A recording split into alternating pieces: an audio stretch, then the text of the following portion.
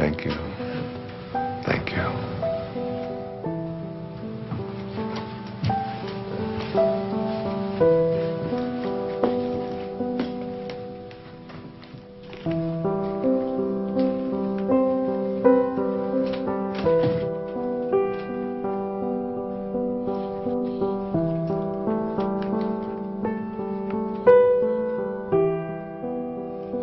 Thoroughly unprepared, we take the step into the afternoon of life. Worse still, we take this step with the false presupposition that our truths and our ideals will serve us as hitherto. But we cannot live the afternoon of life according to the program of life's morning. For what was great in the morning will be little at evening. And what in the morning was true, at evening will have become a lie.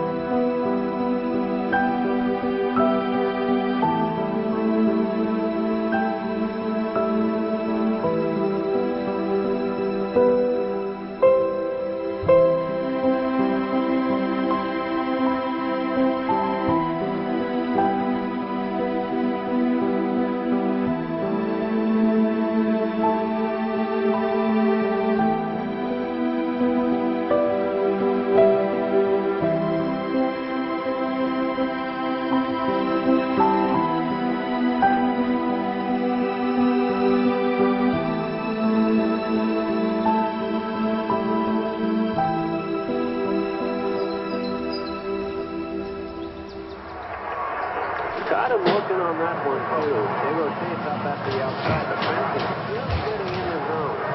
Oh, hi. Hey. Thanks, honey. Oh, hey, can I get some cream? Sure. Sorry. Cheers, though. Thanks.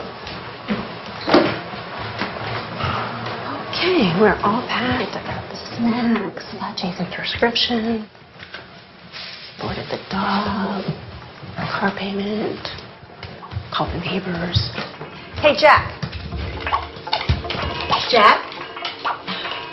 Jack, I need you to turn off the video game and come downstairs and have breakfast. We're gonna leave in a little bit.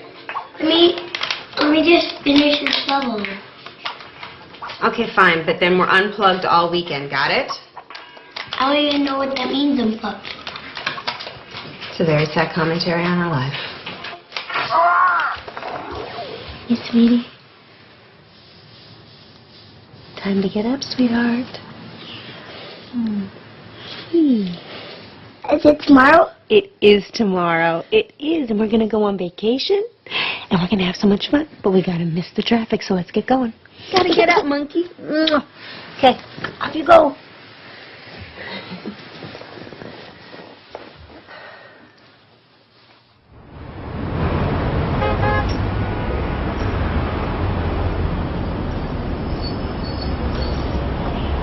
You're overreacting, Larry. I don't know what they can do. They can do a lot of damage to your image, Chad.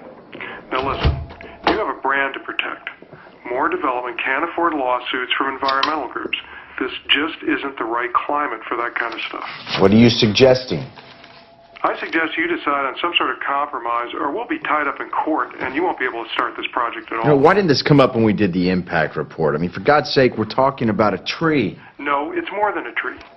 Chad, your pre-sales are already dropping, and now you're giving off the appearance of being insensitive. I am insensitive. It's a tree. You're paying me a lot of money for advice You know what, that you're not Larry, listening we'll to. talk about this later. No, wait a minute, Chad. You're charging me Chad, by the please, minute. I'm hold on. hanging up now. Don't act. What was that about? I'm 80% done with this subdivision. Why don't you just not build near the tree? Then I lose money and you don't get your bonus. I'm not reconfiguring an entire section of it because of a tree. Never mind then. Have you made a decision about the board meeting this weekend in Monterey? Wait, what is this about? The House of Hope and Promise. Next time someone asks me to be on one of these boards, shoot me. Hugh Johnson is on it, remember? I went to great lengths to get them to ask you to be on it. Yeah. If Hugh Johnson's on the board, I'd better be on the board. In case you've forgotten, the House of Hope rehabilitates homeless families. I have put all of the information in this file for you. You can catch up on their mission in the car on the way there. I know what their mission is. It's to give handouts to people who can't handle things themselves. You know what? I never got a handout, and I managed okay. I will call your publicist and get them to say something about your philanthropic work. Hey, actually, that's a good idea. That'll deflect from the whole tree issue. Always thinking.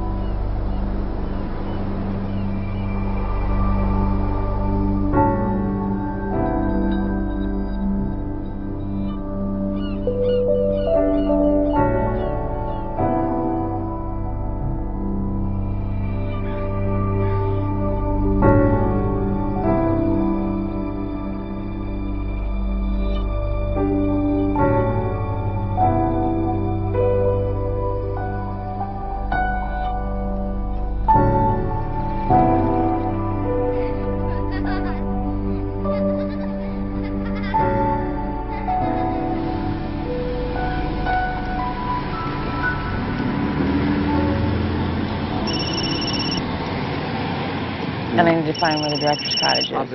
Hello? You gotta get a new van, bro. Yeah, what happened? Well, it's kind of hard to hear you. The reception's shoddy up here. What do you mean they're reconsidering? You're kidding, right? Well, you're my agent. Too violent? What does that even mean? I don't make slasher films. I make art. You got to convince them of that. Do they even know the talent we have on this? You got to find a way to get them. Look, he shook my hand. He looked me right in the eye, and he said, "This is a go project. I want to do your film." Yes, because if the money doesn't come through, I'll have to scramble to get another investor. I thought this was a sure thing. Excuse me, coming through. You want to make me happy? Get the money from my film. That would make me happy. I gotta go. I'm on the Vejn Dajer thing. Hey, bye. Wow, damn. Is there anything we could do? You got about $5 million? If I did, would I be here? Then I don't think you can help me. Cheer up, David. It's a quick job. It's quick. It's quick and fun. It's 6:30 in the morning, Sarah. It's not going to be fun. It's just a job. Nothing artsy. We'll get them their footage, and then we're out of here. Wayne! Good morning, David. How are you? I'm great. I hope this isn't too early for you. Oh, no, I've been up for hours. Good, good. This is Rob, our cameraman. We're very lucky to have him. Nice to meet you. Ron does sound. Hey, Ron, nice to meet you, my And friend. this is Sarah, my production coordinator. Sarah. She's Pleasure. very resourceful. Great. If you need anything, just ask her. Got it. So if you're amenable, I thought we'd head down to the social hall area and then set up down there. Let's do it. I'm ready. I've been ready for hours. Yeah. Oh, let's do Grab your cape. Let's go. it. Super. After Do it. you, Doctor. All right. All right. How'd you sleep? I slept great. Oh, is there I'm anything? excited about this. Is there any expectation I should know about? I have no expectations. I'm totally in your hands. Whatever you want to do, I feel sorry Okay. for you, Dr. You're Dajer. sorry you said that. I'm just going to blot you a little bit there. You got a little shine. Okay. You can't go wrong at this place. Isn't that beautiful? It is gorgeous here. I'm sort of allergic to nature myself. Oh, I just love it. I'm so thrilled to be here. He looks good. You want less trees, more trees? How's that looking? Sure, that's fine. You know anything about the history of this place? Have you looked into it? Not really. We just go where they send us, you know. The guy who runs this is a fascinating guy. He was telling me about the history of it. I can't hear him. Really a magical place. It's Can you say that again? I'm sorry. It's a magical place. I got him. Back in 1913, Julia Morgan, she was an architect, Oh, right. and she designed this entire place. They set it up as a conference center for the Western Division of the YWCA, and they would hold all of their meetings here. And the name of the place, it's called a Silomar. You know, who knows what a Silomar is? And I was asking him, he said, well, a silo or a silio means refuge, and mar means sea. If we're good, we can start. That's interesting. Hear that, David? I heard it, together. yeah. This is a refuge by the sea, and it's just stunning. It's just so beautiful. I'm so That's excited great. to be here. Wayne, just so you know, tomorrow and the next day we'll just ask you questions and you go ahead and answer, and then we'll move locations and do more of the same. And I'll also be shooting some B-roll over the next couple of days. What to get? B-roll? B-roll, like walk and talk You and shooting the exercise. bees that are here? Listen, it's your vision. I'm open to anything. Whatever you see, I'm happy to go along with it. Well, I'm more of a technician on this one. Really? Well, you know what? You might find yourself learning something. Maybe. Well, I'm open to it. Great. Let's go ahead and roll camera. We're speeding. Sounds good. All right, Sarah, would you be kind enough to slate it? I would love to. You're going to slate me? I'm going to slate you. All right. Dr. Dajer, interview 1. Okay, Wayne, you came up here to write your latest book. Can you tell us a little bit about what you came up to write about? Yeah, I'd be happy to. One of the things that has intrigued me over the years is so many people coming up when I talk about purpose and finding meaning in their life is what is my purpose? How do I find it? It always seems to be eluding me. I can't seem to get there. I've always felt that the real purpose of life is just to be happy, to enjoy your life, to get to a place where you're not always trying to get someplace else. So many people spend their lives striving, trying to be someplace that they're not. They never get to arrive. One of the ways to understand about how to find your purpose in your life is to return to nature, to find your own nature. I wrote a book a few years back called Change Your Thoughts, Change Your Life, which was based upon the ancient teachings of Lao Tzu in a book called the Tao Te Ching. Lao Tzu reminds us that all being originates in non-being. Jesus put it this way in the New Testament, it's the spirit that gives life. That you didn't really come from your parents. You really, all of us came from this place called spirit. And when you showed up here in this world, you showed up here from a tiny little drop of human protoplasm, a speck, if you will, and everything that was in that little speck that became you, everything that you needed was in that tiny little speck.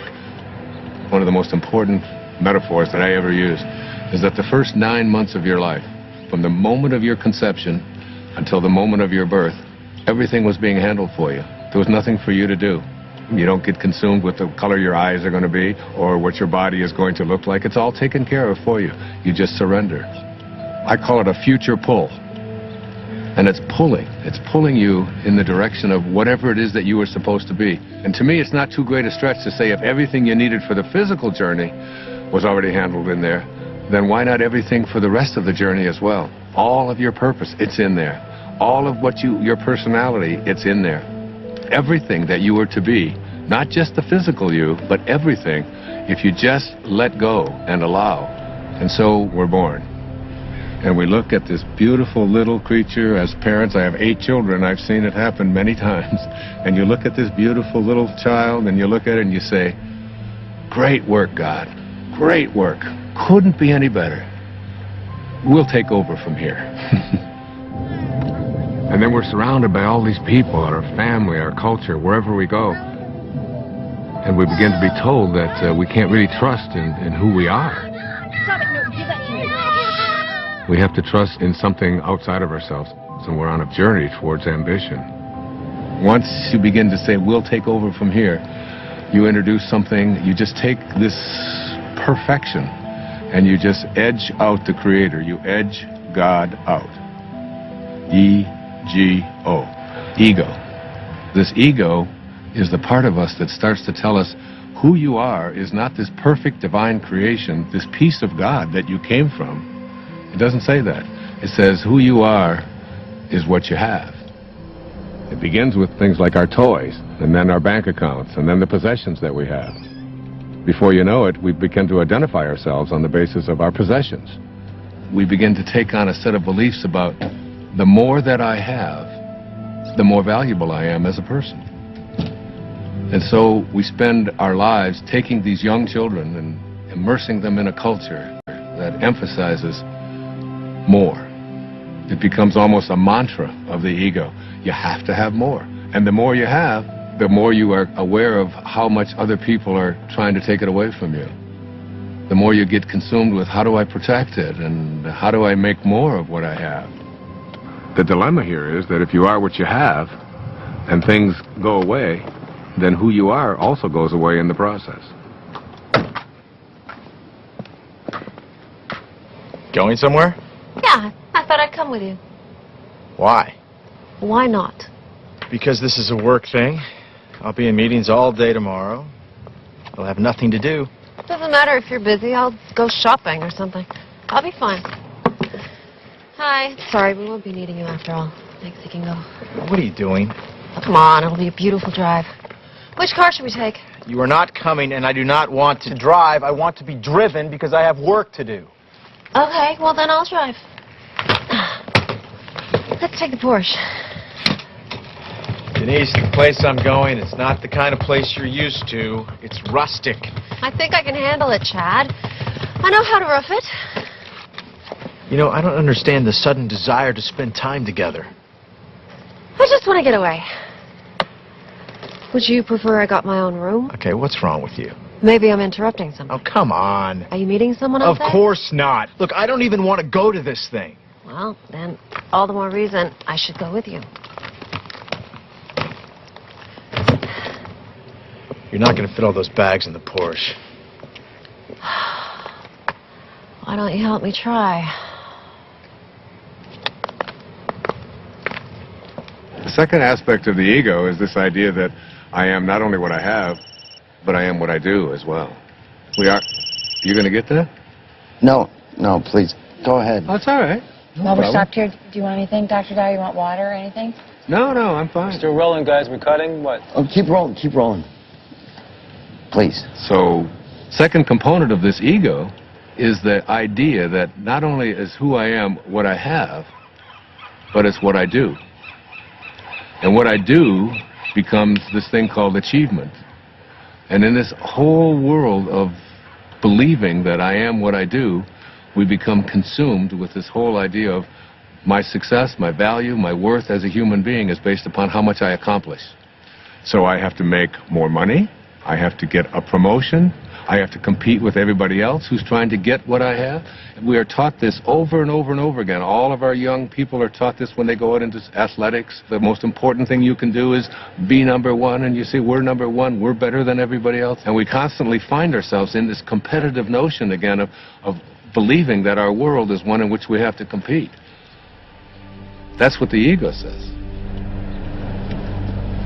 Now, the third aspect of this is the idea that I am what other people think of me. That is, I am my reputation. Particularly, this is relevant for young people who are taught that you have to dress the way other people think, and if other people don't like you, then there's something wrong with you. If you're consumed with that, then you're going to be something different every time you turn around. Now, this is particularly relevant with women, especially in relationship to the family. Women are often taught in our culture and our society that the only way that you can fulfill yourself is by how you relate to your family, to yourself as a daughter, to yourself as a mother, to yourself as a grandmother.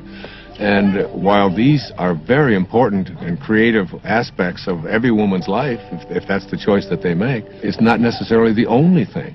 And many women feel that deep within them that they have a calling to accomplish something great, to make a contribution. And oftentimes we'll put it aside. So what I encourage women to think is, don't ignore that calling inside of you. Don't ignore the part of you that says you came here to create something powerful, and you have just as much of an influence in doing that, just as much of a right to do that as anyone else does. Sure, I saw that one too. I wonder if I can get the whole collection on DVD. I think that might be a possibility. You know what my favorite episode is? I don't. Kick the Can. Now that is a good one. You know, when all the old people become young again. Yes, heartbreaking, isn't it? You know, the other episode I like is the one where... You know what, I'd like to check in. I'm sorry. Are you with the wedding? No. There's a wedding? People actually get married here? Yeah, all the time. I'm not criticizing it. I think it's charming. Chad Moore. More development? Yes? Ethan Lipton. I used to work for your company a few years ago. Oh, right, yeah. Yeah, in accounting. Yeah, sure. Darling, we'll talk later, okay? Okay, good. Oh, be sure to tell the guys to show up on time tomorrow night at the rehearsal dinner. This whole weekend is going to be a continuous celebration of love. Well, I do like love. Well, that's why I'm in this business. Bye. Are you getting married? No, I'm with the band. Oh, well, have a fun weekend of love. You guys too. Do you remember that guy? Not at all. Hi there. Hey, let's see, I'm checking in. The house of something? Promise and hope. Promise it. Chad Moore, I'm on the board. Welcome to Asilomar, Mr. Moore. We have you in north or Longviews. If you go out the door and to your left... My wife has joined me unexpectedly, so could we get one of the larger rooms? You don't have to tell him that. Well, they weren't expecting you. You were unexpected. One of the nicer rooms would be wonderful. Thank you. I'm not used to camping. Camping. That's funny, Denise. Let me see what I can do for you. There's so much stuff we can do. Oh, that'd be cool. Where are the kids? Huh? Oh.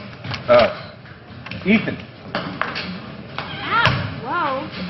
Jack, Ethan, come over here. Come on. Come on. Get over here. Come here, troopers. Take you and go with your mom. Stand on my toes. Yeah, and also something away from all the noise would be nice.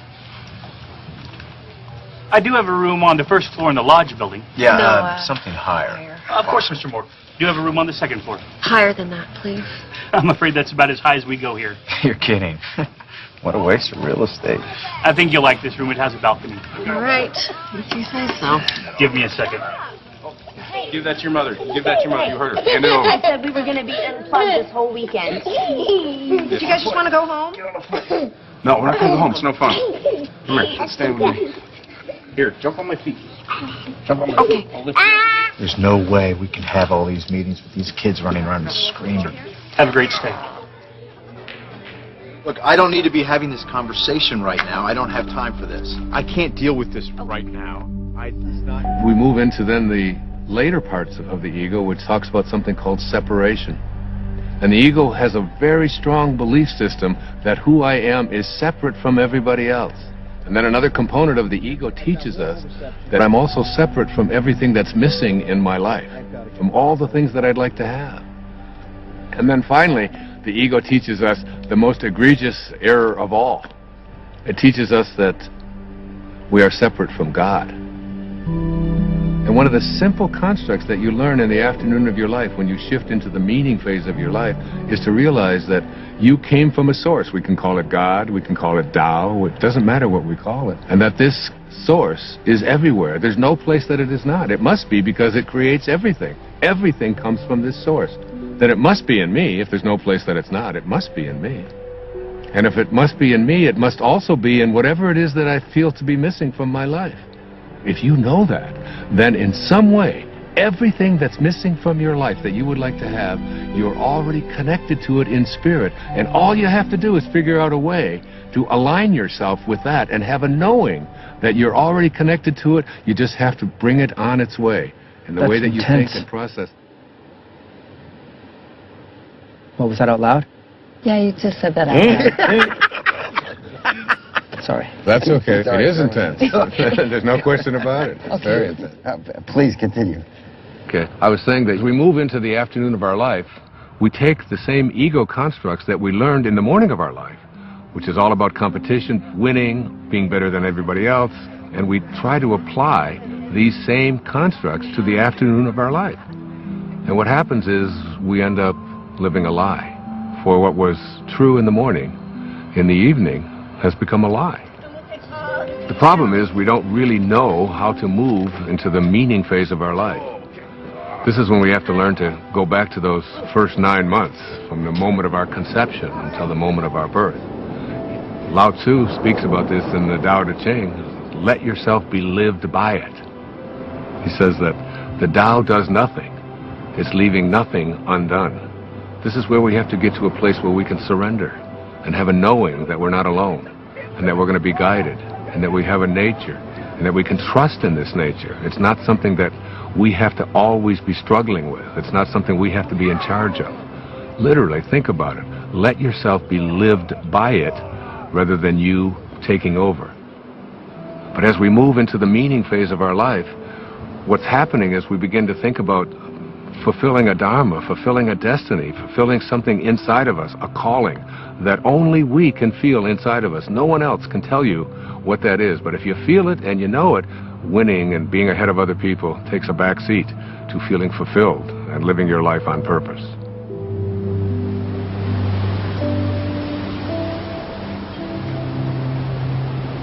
I'm coming to get you.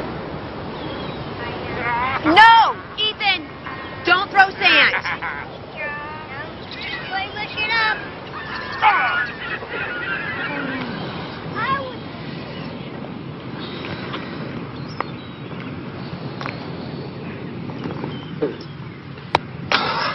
Hey. We got anything to drink? Juice box? Sure. I'm gonna go back and get some more sunscreen. Really? We got clouds. No, they can still get burned. Okay. You gonna walk back? Yeah, I'll be fast. Well, we can wrap it up here. No, look at them. They're having so much fun. I don't want to drag them away. I'll be right back. Okay.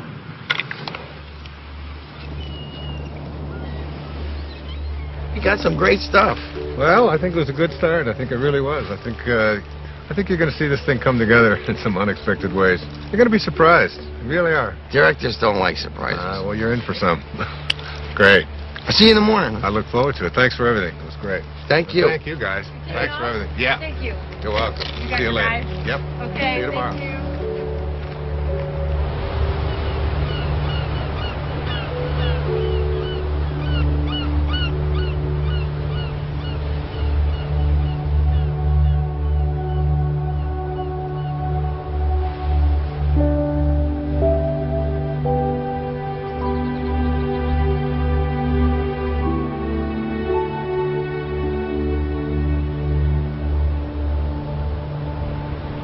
Amazing, isn't it?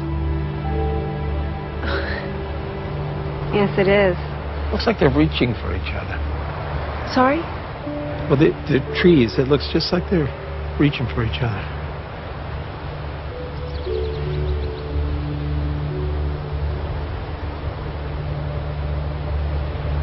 Yeah, you're right. It does. The whole place. It's like a different painting every day. You know, you're very fortunate to work here. I know. Hey. You want a lollipop? Excuse me? It's root beer. You like root beer? Actually, I do. It's root beer, but with a little bit of licorice. Thank you.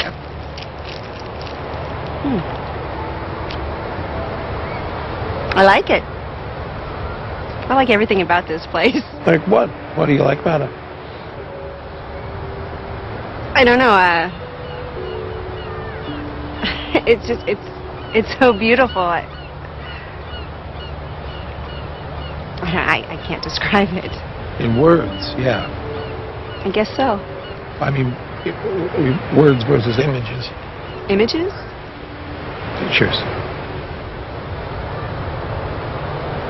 No, don't do that either.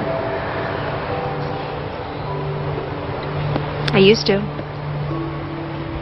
When I was in college, I used to drive down to the beach and I'd sketch for hours. Oh well, doesn't matter anyway. Oh well.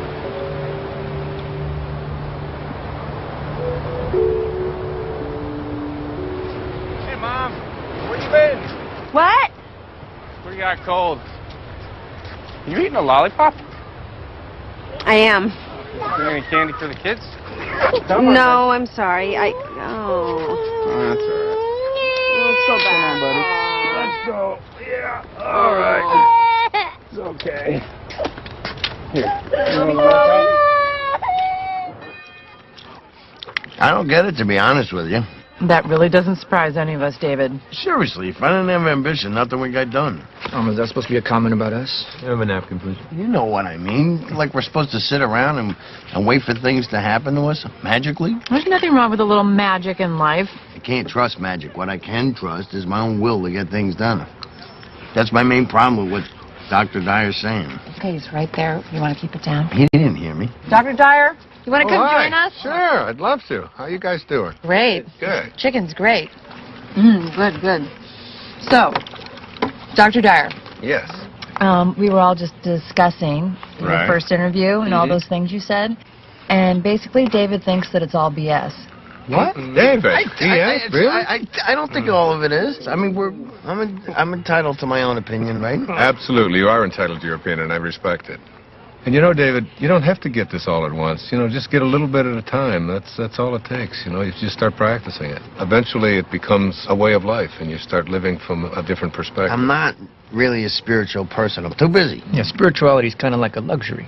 That is true. I find it hard to find time to meditate Let me ask you this. Do you think that you're an inspired person? Do you live an inspired life? Do you feel inspired? I have no idea. Really? Well, let's take an example. Let's supposing I had an apple pie that we had just made. And out of this apple pie, we take one slice. We take the rest of the pie, put it over here, and I take this slice and I give it to someone. Let's say I gave it to you, Ron, and I say, Ron, what is this? That's an apple pie. How do you know that? How do you know it's an apple pie? Because it came from an apple pie.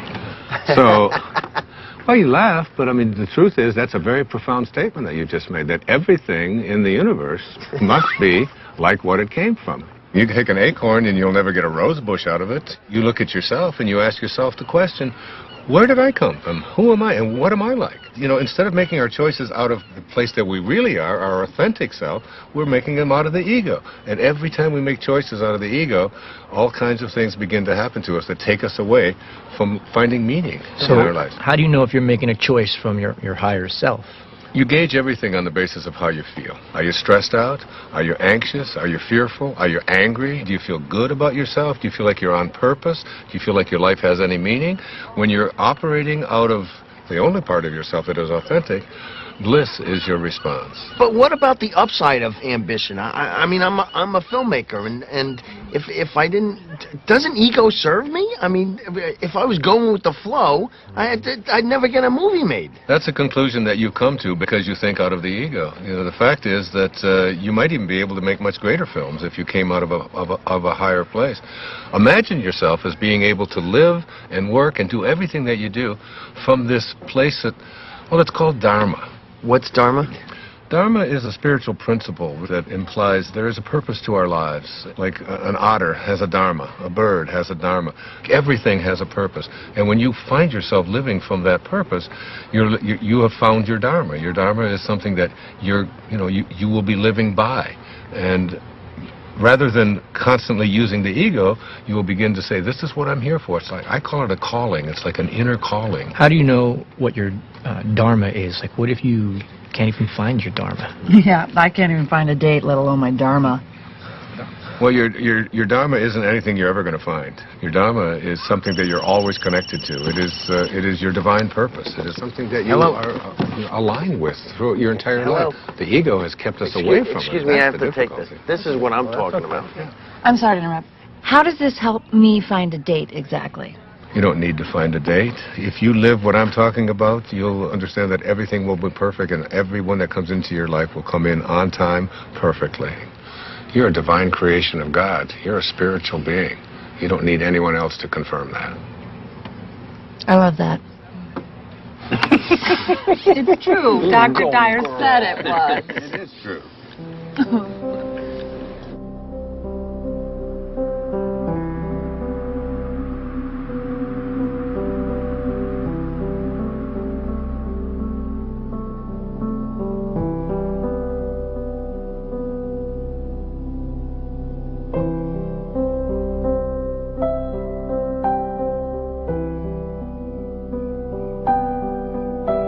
You know, I don't want you to think that I don't appreciate what you're saying. I do.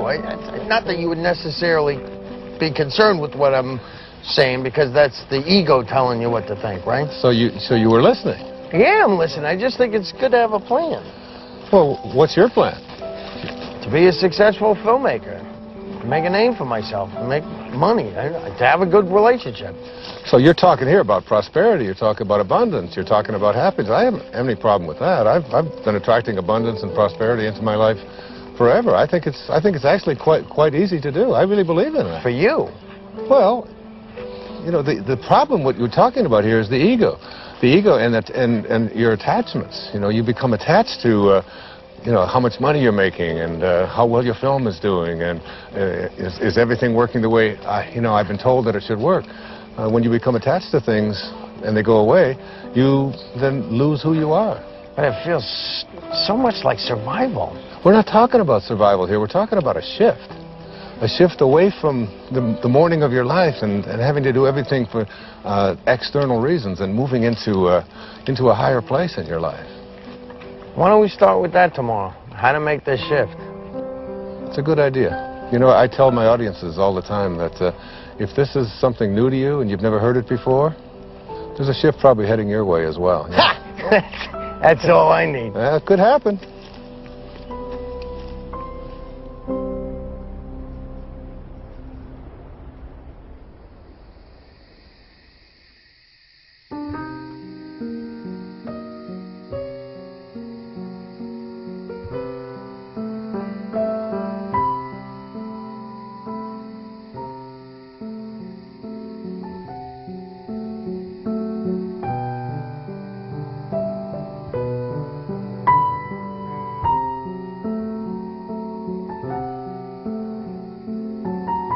When great thinkers talk about union with God, there's this theme that comes through.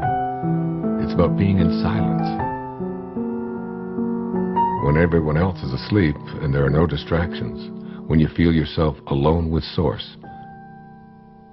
This is the time when you are closest to Source. Being alone with Source is not just about feeling good, it's about a new awareness of my own divinity and what it's capable of achieving. It's all about returning back to the place that you came from. T.S. Eliot has a great quote, "We shall not cease from exploration." And the end of all our exploring will be to arrive where we started and know the place for the first time. I got a cut. Wayne, hold there for a minute. Hold there, Wayne, for a second. What is it? It's a bad angle. I gotta be lower. How long? 5 minutes. Wayne, take 5. Just hang there. We're readjusting the shot. Absolutely, no problem. You want some water, Dr. Dajer? No, thanks. I have an ocean here. Finish that test real quick. Hi, you've reached the office of Alex Chase at ICM. Please leave a message for Alex or Jason at the tone. Thanks. Alex, it's David. Call me back when you get this. I'm getting a little antsy. I think we should have heard by now. What did the executive say? Do you know anything? And why haven't I had a meeting yet? See the difference? Yeah, call me back. I'd appreciate it. Vejn Dajer interviews day 2. Rolling. Okay, we'll start with the transition from ambition to meaning. Great. It's a good idea. I can give you an example from my own life. It might be helpful. When I first started writing, I was very blessed to be considered, quote, successful. My motivation very often became how much money was I going to make on this book? What was my next contract going to look like? How many weeks did it appear on the New York Times bestseller list? What position was it? Did you get on the Tonight Show? Did you get on the Donahue Show? Hold on, I'm confused. Yeah? Yeah, if you were a success, who cares what was motivating you? Well, I guess you begin to change your definition of what it is that constitutes success. I mean, success can be identified in those terms, and there are other ways to look at it as well. But there's people listening to you. I mean, where would you be if you didn't initiate it? I mean, it got you started, right? I'm sorry to interrupt. Are we switching to a Q&A format? I'm just curious. Sorry. No, that's okay. It's a very normal question. It's a very common concern that people have. For myself, we talked about my writing, David, and yes, by all means it was successful, but there was a part of me, inside of me, that said, there's something more for me. I was writing books about psychology, your erroneous zones, pulling your own strings, the sky's the limit. All of them were doing well. All of them were bestsellers. It was all. But inside of me, I was shifting. There was a calling to something else, and I could see the shift taking place in my life. And the shift was, it was more in the direction of spirituality. It was more in the direction of higher consciousness. I began to become excited and thrilled by reading people like Krishnamurti, by reading people like Muktananda. And I remember going to my agent and I said, I want to write a book about how to take some of these great spiritual ideas. He said, no. You're going to write a book about sex. He said, this is going to sell. This is like Dr. Ruth has got one, but you're way better than Dr. Ruth. You know, and he's going on and on. And he said, and then I've got a second book for you, and we're going to do a 2-book deal. And you're going to write a book about how to make money. You know, Vejn Dajer's approach to making money.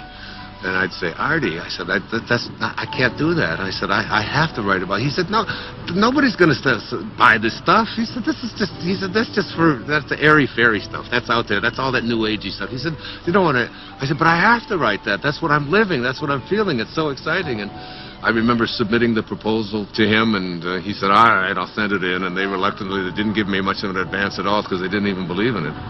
But off I went. There was a strong inner kind of feeling that I had something greater to give.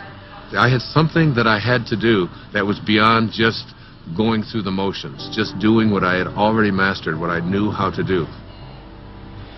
I remember when I made the shift, even though there was a little bit of fear, I remember feeling probably the freest that I'd felt ever in my life. I wasn't motivated by whether people are going to buy it, how much money I'm going to make, whether people are going to put me on a bestseller list. Those became external kind of factors. Those became things that started to chase me rather than me chasing it. Basically, I think, David, what I'm trying to say to you is that you get to a place in your life where you start to be guided by something that's larger than yourself. Just stay aligned with what you're here for, and stay in harmony with Spirit, with God, with Source. Stay there. And as you stay there, the meaning phase of your life begins to take over. And once you cross over into the afternoon of your life, it's impossible to go back. Wait. Monday? You can't keep telling me Monday. If it was coming through, it would come through like 5 Mondays ago. Well, we can take a pause here for a second. You are not telling me this right now. What do you mean? They're replacing me? You don't know what to tell me? This movie meant everything to me. I bought them this movie! It's my movie!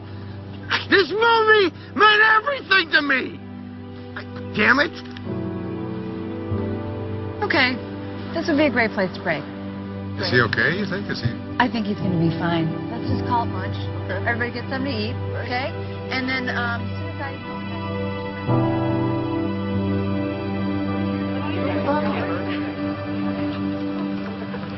Lunch is 1.5 hour. If anybody is interested in the Marin County project, Hey, you up for a late game of golf? Oh, absolutely. Okay, I'll reserve it. Thanks. You know how long this meeting's going to last after lunch? I don't really know. I think they're saving some of the big items until the end. Like what? Well, they're $1 million down in the San Francisco project.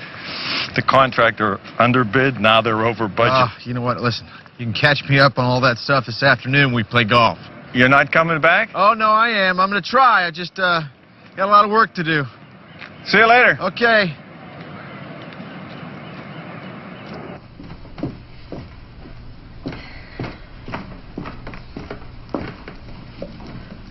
Good book?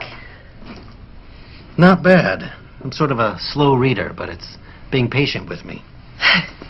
You said you worked for my husband? A long time ago. I don't think he remembers me. Oh, I think he remembers you. Well, he let a bunch of us go all at once, because, you know, he needed to scale back. Sorry about that. Hey, it's okay, truly. It's one of the best things that ever happened to me. I needed to try some different things, pursue some other avenues. Like your music? Like my music, yeah. Well, it sounds like your story has a happy ending. Not yet, I hope. No. Don't rush me now. No, that's not what I meant. I meant you seem happy. Well. Hey, you know what? You and Chad ought to come to this party that we're playing at tonight. Oh, thanks anyway. Yeah, come on. It's supposed to be a continuous celebration of love. Isn't that what she called it? Oh, yes, I think she did. Okay, so you guys have to be there to help us continuously celebrate. I can't crash a party. I just invited you. You can't invite us. Too late. Sorry. Happened. No. Thanks, though. I'll see you around. Okay. Wear something comfortable.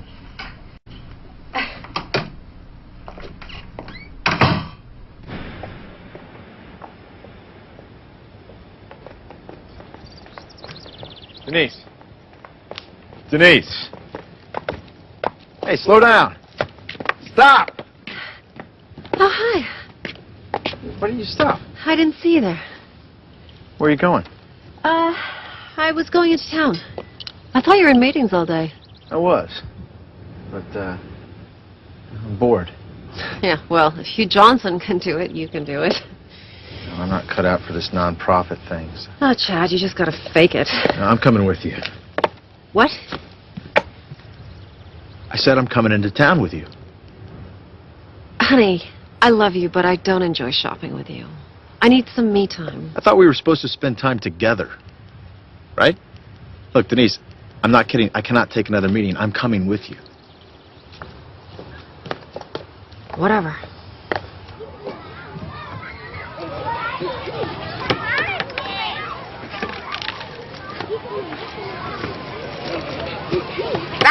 Hey! Guys! Stop it! Take it over there or you're going to lose the water guns.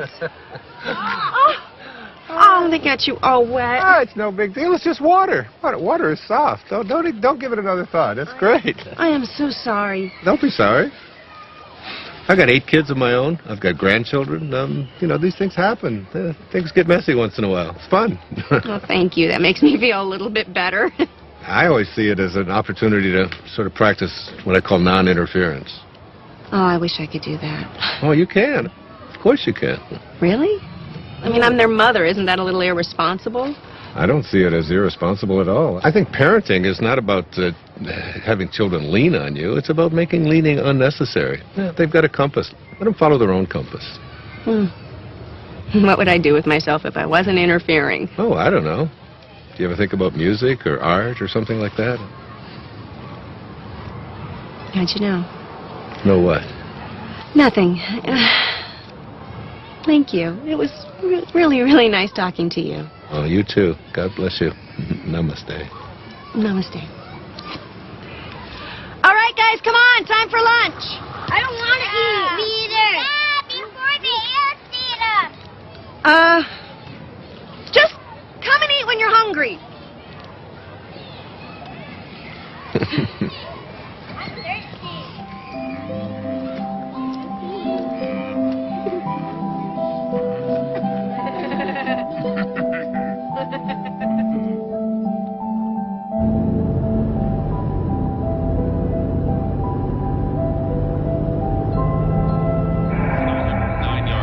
Touchdowns and only 5 interceptions. Now listen, Bob, the next Peyton Manning, you want to put 10 bucks on? And definitely he had that signature moment during the game against the Bears. You know, he could have cracked many quarterbacks. On Tuesday, 5.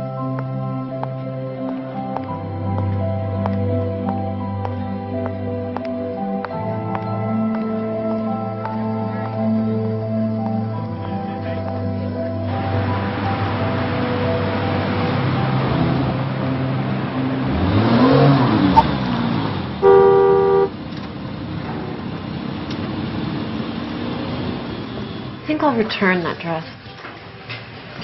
One you just bought? The red one. I waited 45 minutes for you to decide if you were going to buy that. I don't think I like it. Then why'd you buy it? Actually, I think I already have it. It took you an hour to buy a dress that you already have. This is exactly why you shouldn't come shopping with me. Oh, I've got an idea. How about if we just not talk to each other at all?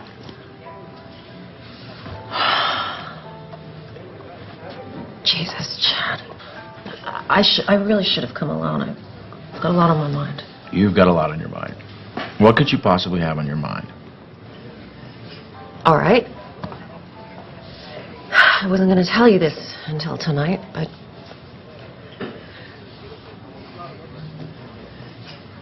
What? This weekend is a write-off for you, right? Because you're on the board of that charity. Right. You're about to have another write-off. What's that supposed to mean? Ugh, God, I'm trying to put this in a way you can relate to. Yeah, well, I'm not relating. I'm pregnant. What? You're joking. No, I'm not joking. I don't want kids. I know. I didn't either. But this just happened, and I thought, I don't know, maybe it's time for change. You know, that we should experience this thing that everyone says is so wonderful. You know, maybe it's time to stop being so selfish and start thinking about something other than... I want to be selfish. I like being selfish. I like our lives. We come and go when we want. We're happy. Oh, you think we're happy, Chad? I don't know if we're happy. I mean, God, you're always at work. We never see each other anymore. I'm always at work because I need to buy you the things that you want, Denise. Cars, clothes, houses, everything you want. But still, it's not enough to make you happy. Please, keep it down. I want this baby. I think it could be the most wonderful thing we could do with our lives. Come on, I get what this is about. This is about you feeling like you haven't done anything in your life. So you think you need a baby to feel validated. Well, you know what? I don't. I've worked my way up from nothing, and I will not sacrifice our lifestyle so that you can indulge in yet another distraction. Wow. A baby is not a pair of shoes, Denise. I know that, Chad. You are so cruel, and you're so mean. God, you used to be fun. What's happened? You planned this, didn't you? It was an accident. Sir, I'm going to have to ask you to leave. Please. It can happen. How could you do this? How could you do this? Thank you so much. Thank you for making this the tender, precious moment that everyone Tender, precious moment? We don't have tender, precious moments. No, you know what we did have? We had a prenup, an agreement. You signed it. No kids. I know, and I changed my mind, okay? People can change. Well, you know what? I didn't change my mind. Well, what are you going to do about it? Divorce me because I'm pregnant? I might. As a matter of fact, I'm definitely divorcing you. Will you please shut up? I'm definitely fine. I don't care. Go ahead. I'm better off raising this baby without you. Good luck. You signed that prenup. You won't get much. I'll make sure of it. I hate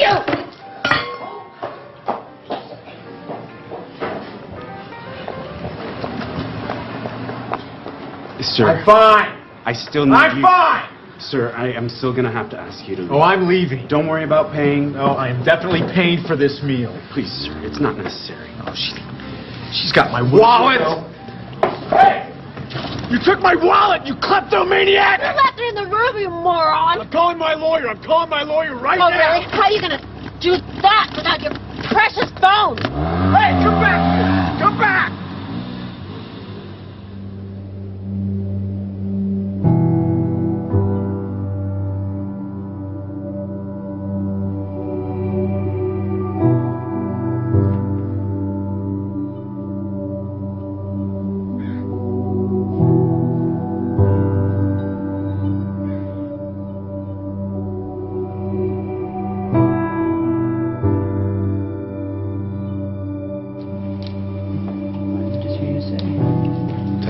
Testing, 1, 2, 3. Can you hear me? Great. Okay. Dave. Nicer than being in the cold, Hey. huh? It is. You want to stay with the same frame size, right?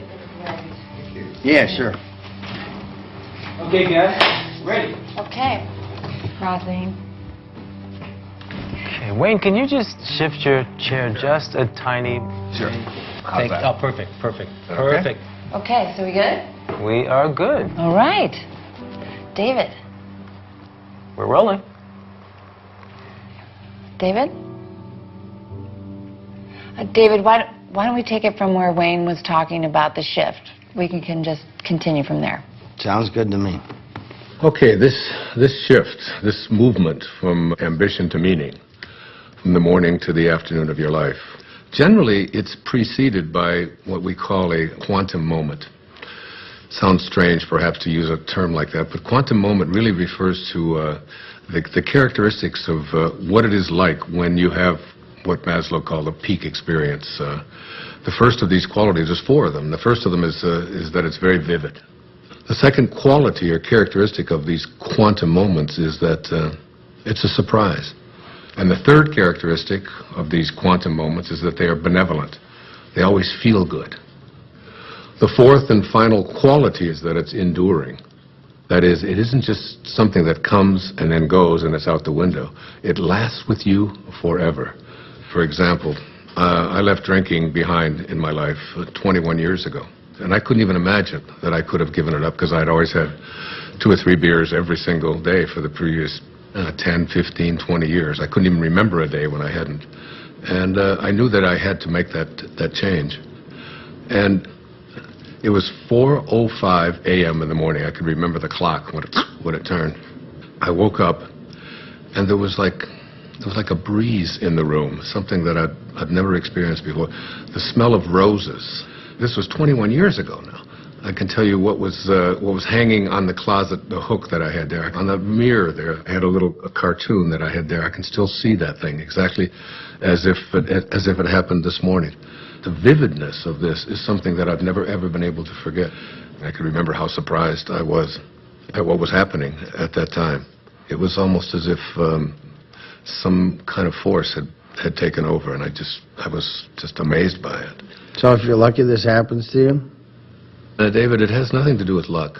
It's like when the moment is right, when you are in a different state, in a different place in your life, exactly what is supposed to happen will happen for you. The low points in your own life, these times when you think that nothing could go any worse, oftentimes are the things that we need to propel ourselves to a higher place. Let me give you an example. The night before that moment that I just described to you, I had taken my entire family, 5 children, and my wife, and we had all gone to this restaurant. And like I always did, every single time I went to a restaurant, I ordered not just 1 beer, but 2. And that was so that in case the waiter wasn't there when I wanted my second one, I would be able to have it. And the waiter said to me, "Oh, excuse me, sir." He said, "I'm sorry, but I can't serve you alcohol." And I said, "Why?" He said, "Well, last night one of our waiters served someone who was underage, and we had our license suspended." I said, "Come on, we're getting out of here." And I made each one of my children get up, get back into the car, strapped into their car seats and so on. My wife, who, God knows, had so much to do, and it was such a hardship for her. But it didn't seem to matter to me at that time, because I wanted to have my beers, and I was making myself more important than everyone else. And we drove off and went to another restaurant. And I can remember thinking that night as I went to sleep how ashamed I was. My wife tried to talk to me a little bit about it, but I would have none of it. I was right, and that's just what the ego always makes you. It makes you right. And that night, that experience that I had at 4:05 a.m. the next day, not only did it get me off of alcohol, it probably saved my life. It transformed my life in so many different ways. And it was all because I was open to it. You don't believe that? It sounds like more sitting around until some sort of epiphany comes to you. It's not about waiting around. You know, in the Tao, one of the great lessons that I learned is that it teaches us how to be soft, how to be flexible, how to not be always in control. One of the great teachings of the Tao says that let yourself be lived by it. But you didn't do anything. That's the whole point. That's the place you want to get to, where you just allow. In the recovery movement, it's called letting go and letting God. Allowing this source that is always flowing through each and every one of us to do and perform its magic. And that magic will always work in our best interest if we just surrender to it. If you could just stop interfering in your own life and just let yourself be done. If you can get to that place, nothing will be left undone. Everything that you need will be there for you.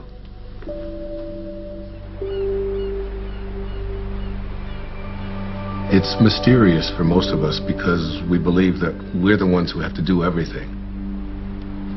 Isn't it interesting that you had everything you needed in the first 9 months? Why isn't that true for the next 90 years?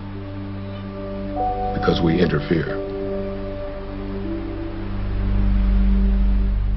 When I was 19 years old, I was in the United States Navy and as an enlisted man. And I was given my assignment to join the aircraft carrier, the USS Ranger. And it was on deployment in Yokosuka, Japan. So I boarded a refrigerator ship, the USS Vega, in Alameda, California. And just as I was getting on that ship to take my 29-day voyage across the Pacific Ocean, my Uncle Bill Volek, who was a school teacher in Hayward, California, handed me a copy of a book. And the book was a collection of short stories written by Leo Tolstoy. He wrote not just great novels and great stories, great spiritual literature as well. He was considered to be the soul of Russia. And the first story in this collection was called The Death of Ivan Ilyich. Now, Ivan Ilyich was a judge who lived in Moscow. One of the more important features of this story is his relationship to his wife, who he basically hated because he despised his work. And he felt that she had pressured him and pushed him into doing this, that it was a prestigious thing to do. And he was filled with internal rage and anger at what he had done. The title of the story kind of gives it away, The Death of Ivan Illich. You know he's going to die.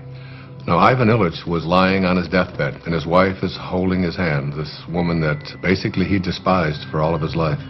And he looks up into her eyes, and his last words are, "What if my whole life has been wrong?" And he died. I was very shaken and very moved by that. And I took out a pad of paper, and I wrote a note to myself. And I said, "Dear Wayne, don't die with your music still in you." And I've lived that for my entire life. When you die, you will return to that source, and you will be in that space of love. But the Tao says that you don't have to die to get there. You can die to the ego and live from that space of perfect love while you're here. That vivid, surprising, benevolent, enduring quality that defines the quantum moment that leads us into the shift is really an indication that you're returning back to the source. You're beginning to live from the Tao. It's reconnecting with the field of intention. In Greek, the word enthusiasm breaks down to entheos-iasm, which means the God within. When you have passion, when you have enthusiasm for something inside of you, that's really God speaking to you and saying to you, don't get to the end of your life and have to be able to say what Ivan Illich said, "What if my whole life has been wrong?" I can't think of a greater tragedy than that.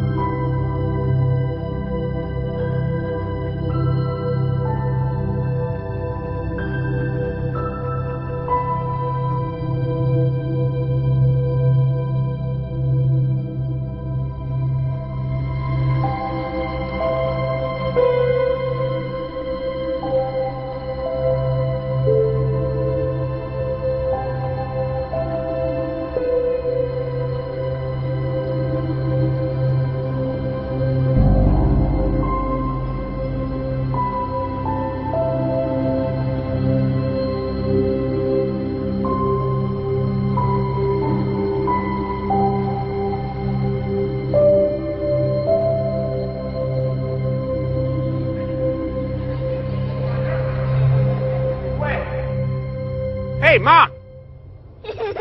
What? What is it? Where's the mom? Where'd you go? I'm sorry. It's just... It's so beautiful. I was imagining how I'd paint these trees. You don't put paint on trees. Oh, no, honey. It's, like make a painting of it. You know, like you make a picture in school? Mom, you're not a painter. I haven't seen you paint anything. All right. Next one to that rock up there. Wait, go! Go! Let's go get him. Let's go get him. Go, wait, come on! What did you do? I'm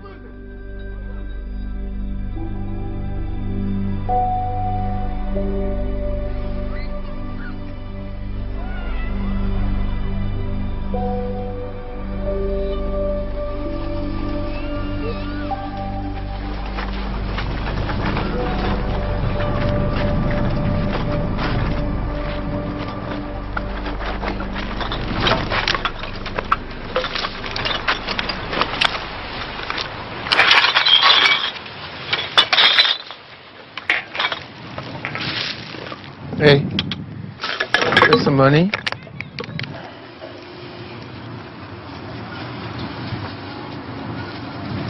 God bless you. What? I said, God bless you. Why would you say that? I didn't even give you any money. You got any money? Not at the moment. But you? Need to call a cab.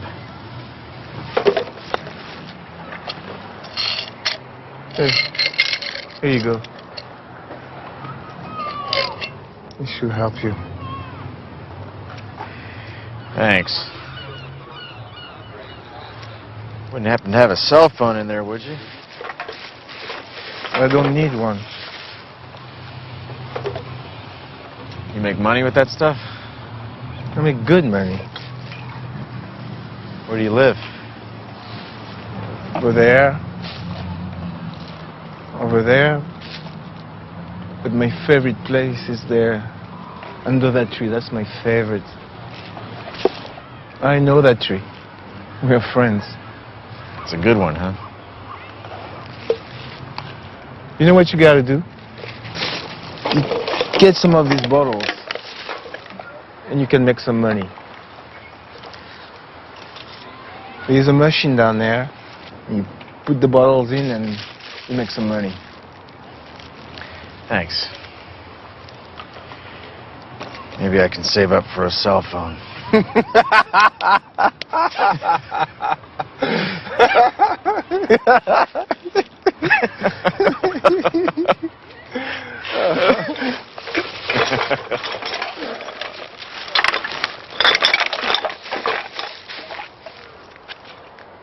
Hey. Do you have some money?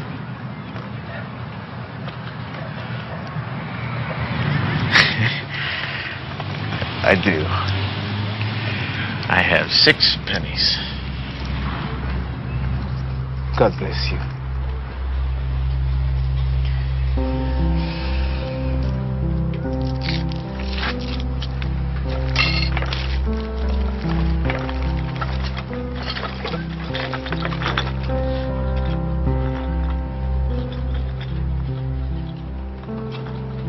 Synchronicities. It's like a collaboration with fate. All of that becomes the norm, and the ego is no longer the driving force in your life. You begin to recognize that there's a powerful organizing intelligence that's in all things, and it's working with you and for you, almost as if you're making it happen by just being connected to your source. The destiny that appeared to be imposed upon you by something outside of yourself is no longer the relevant driving force in your life. You're connected to the source, and it's almost as if this divine organizing intelligence, God, the Tao, whatever you want to call it, it's almost as if it's saying to you, you play the music that you came here to play, and I'll be there to help you overcome any struggle or any obstacle that comes along. And it's not going to be a struggle because Source is supporting you. Yes, hi. Could I get a cab, please, to Monterey Motors? Yes. Thank you. Thank you very much. Bye.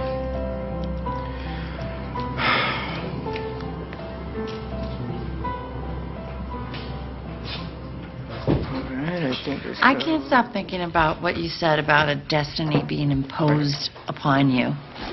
Well, you know, I think all of us, each and every one of us, have a knowing within us. You know, it's been said that when you trust in yourself, you're trusting in the very wisdom that created you. It's there to tell us who we are and what we're meant to be. I know, but so much of society is putting stuff You wanna get a on drink? people. It seems No, like all the I'm time. good. Dr. Dajer, can I ask you a question? Sure. Are men and women different when it comes to this? Do they shift differently? It's very different, as a matter of fact. There's some recent studies that have just been published on that. I'd be happy to share them with you if you like. That would be great. Okay, super. All right, I'm taking off. Okay, man, I'll catch up with you. So there was this incredible study done. It's I've got it right here. It's called The Moment That Turns Your Values Upside Down. And there's 4 components to it. There's men and women before and after. Now, before one of these quantum moments, they were asked just to list the most important priorities of their life, from the most important to the least important.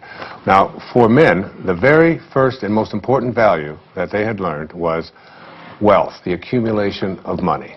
It's not really that big a surprise, because we are taught as men when we're growing up that your job is to support your family, your job is to get ahead. And the second most important value for all of these men was a sense of adventure, to go out there and, you know, conquer the world. Be whatever. The guy. Yeah, absolutely, be the macho guy. The third was achievement. You know, as men, we're raised to believe that you are what you do, what you accomplish, what you're able to create. The fourth is the idea of pleasure. You know, going out with the guys, getting as many dates as you can, having as much fun as you possibly can. The fifth of these is to be respected, all right? And we all know as men what that means, you know? You're not giving me any respect, man. And then you get out there, and when you're growing up and you're a kid, and if you don't get respect, you're having fights. Here are the top priorities of our lives, you know, be able to make money, to have a sense of adventure, to have, you know, to achieve, to feel pleasure, to be respected. That's basically the morning of our life. This sounds like my list. What are you talking about? When was the last time you had fun? Oh, do not even listen to her. I know how to have fun. Do you mind? I'm trying to hear Wayne. Go on. Thank you. I appreciate that. All right. So the second part of this study, which is the after. A quantum shift has taken place. Same questions, only it's many years later, and they followed this over a lifetime. And the number one value is spirituality. Spirituality. The number one thing. It has gone from making money to spirituality, which wasn't even on the list before. You can't even find it. I've got the top 15 of them listed right here. It's not even on there. The second one is personal peace, less anxiety, less stress, if you will. The third one is family. Now, family was on the other list, but it was way down before. Now, what happens after one of these moments, you begin to look around and say, what is it that's important to me in my life? And then the next is God's will. This is the one that says, I have a sense of purpose. And then honesty is the fifth quality. Not just honest that I don't steal, but how honest am I as a man, you know, with my feelings, with yeah, that's exactly right, you know. Those are the top qualities for men. So there's the before and there's the after. You can see what a significant change this is, what a shift has taken place here. Hey everybody. Hello.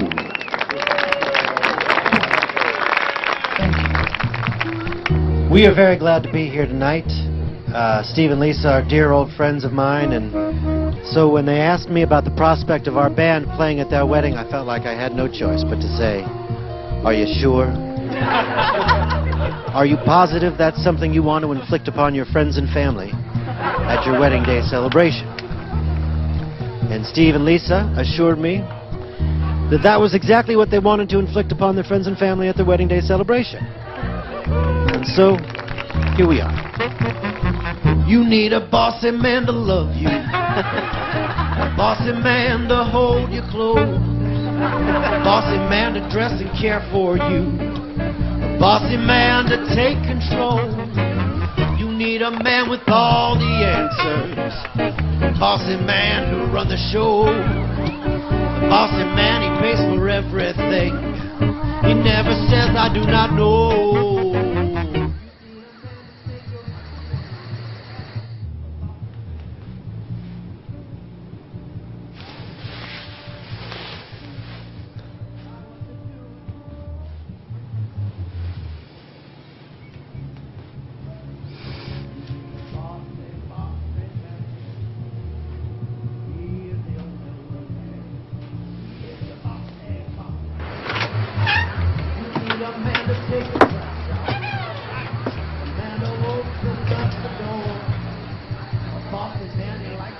Okay.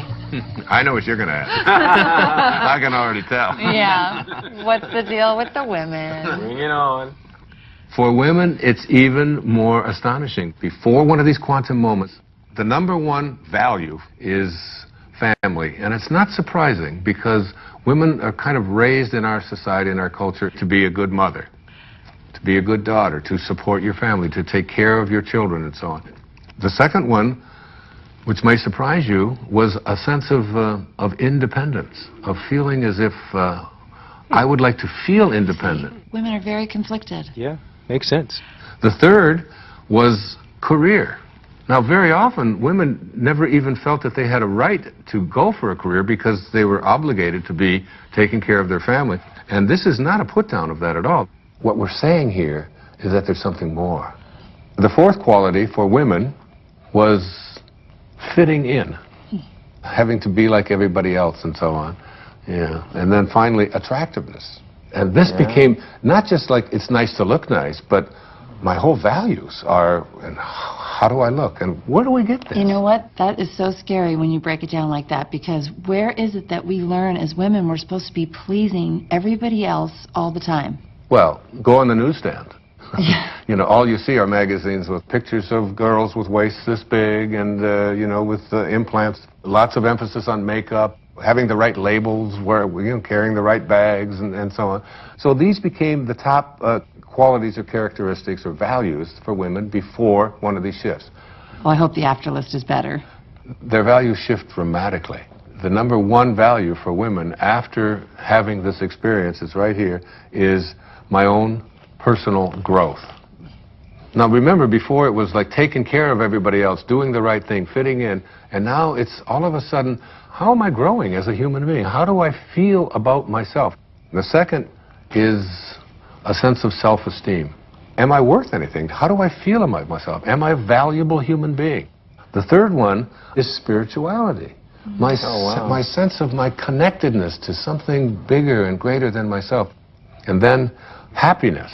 Again, this wasn't even on the list. It was almost at the bottom of the list before. How often have women been raised to believe that their happiness isn't an important thing, that doing what they are supposed to do rather than feeling, you know, a sense of, I'm entitled to be happy. And then a very interesting one, it's called forgiveness. This became very important in their lives. Forgiveness. That's good, because then you can forgive all those people that gave you bad information about what you're supposed to be doing. Yeah, there's a whole lot of resentment that begins to take place in people. It's what so many people just go along with. Oh, right. Joe, this is great. Hey, you're the best. Thank you so much. This is great. We should be filming this. Thank you very much. Good night, guys. You guys did so well in the hike today. Good night. Can I have a glass of water? Of course you can.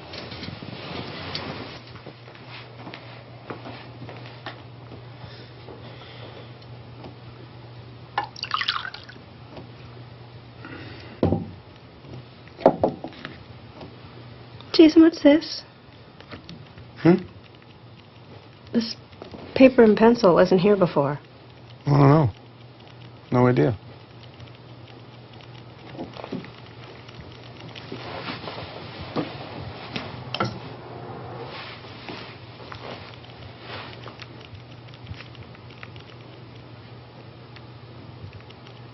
Jason?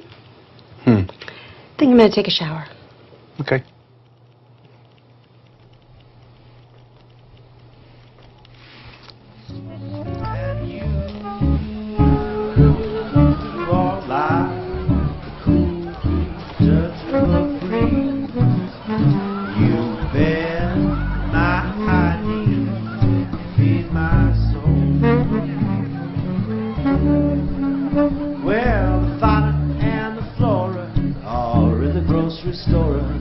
Someone's getting rascally and spry. Fauna says to Flora, I really do adore ya. Flora says, I know, tell me why. You are like one hot spot in the sun after a long winter storm.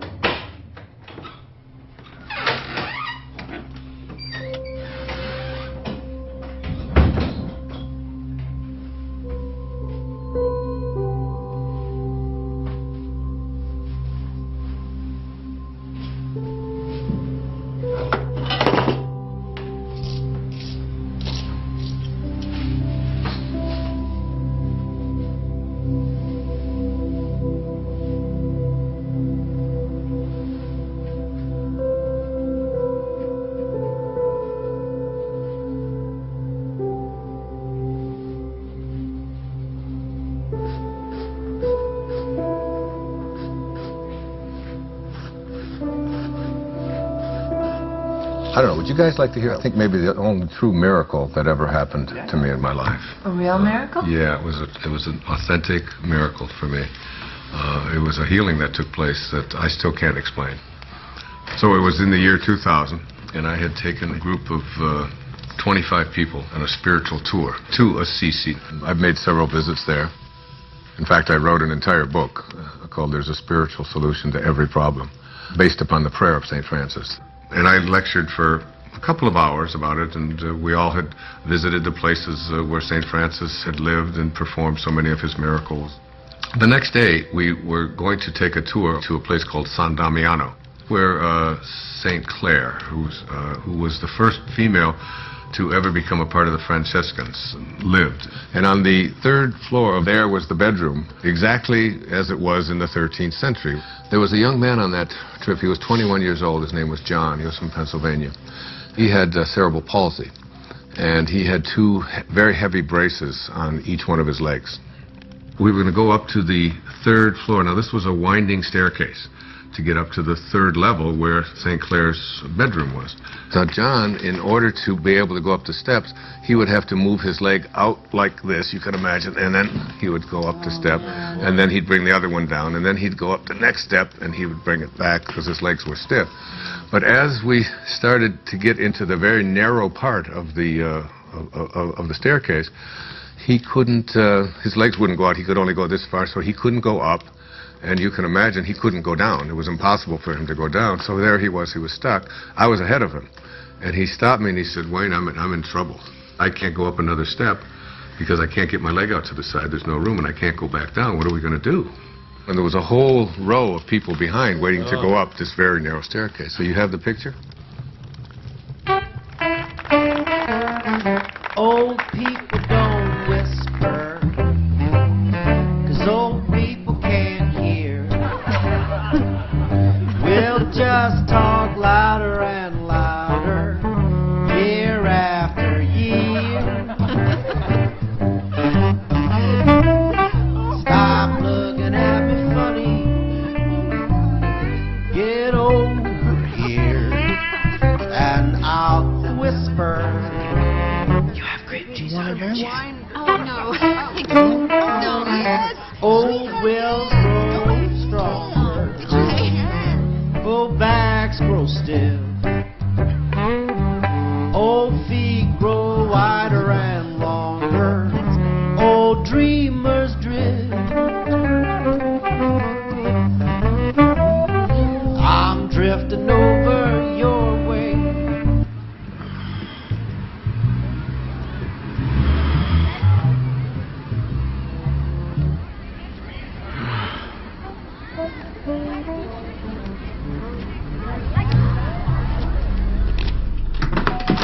Denise?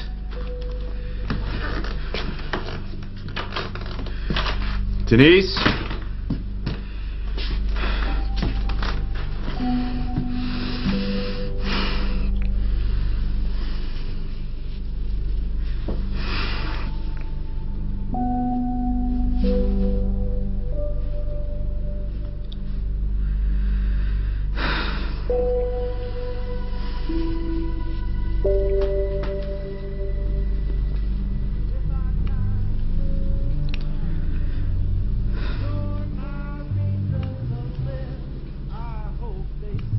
So I said to him, without even thinking, "John, what I want you to do is just strap yourself on over my back and put your arms around my neck and just lean over and I will carry you up these steps." Now, what I haven't told you is that before we went on this trip, I had done some major damage to this right knee of mine, to a point where I had it examined by several orthopedic physicians, and I was told that there would come a time soon when I would have to have this knee replaced because it was down to bone on bone. So as he got on my back, and now we're talking about 240 pounds or so, he went, I went about 3 steps and I realized that my knee was about to collapse and I was going to go straight down. And I had a quick vision of what the newspapers and the Assisi Daily News were going to say the next morning. Spiritual teacher collapses, bottom of the stairs, 40 people dead. You know, it was like, and so as my knee started to go down, at that moment, I saw a vision of St. Francis. I had a vision of what he would look like, and he didn't say a word. It was very, very quick, and he just went like this with his hands. In other words, stand up. And suddenly, and I had the fragrance of roses was in there, the same fragrance that I had, remember in the story I told you, in that quantum moment when I had that, the same kind of thing. And I stood up, and I started walking up the steps with him, and my knee just suddenly righted itself. It was fine. Not only did it right itself, but I suddenly had like a burst of energy like I've never had before. And I started walking faster with him on my back. Then I started running. And I ran up all of the stairs. My wife was waiting at the top, and she said, "What happened to you, and what are you doing? And everybody else is out of breath." And I said, I had a miracle. I just don't know what happened. And I realized that my knee didn't hurt anymore at all, and I wasn't limping, and I had no pain in it at all. By the way, I've never had any surgery, anything ever done to this knee. It was a healing that had taken place in that moment.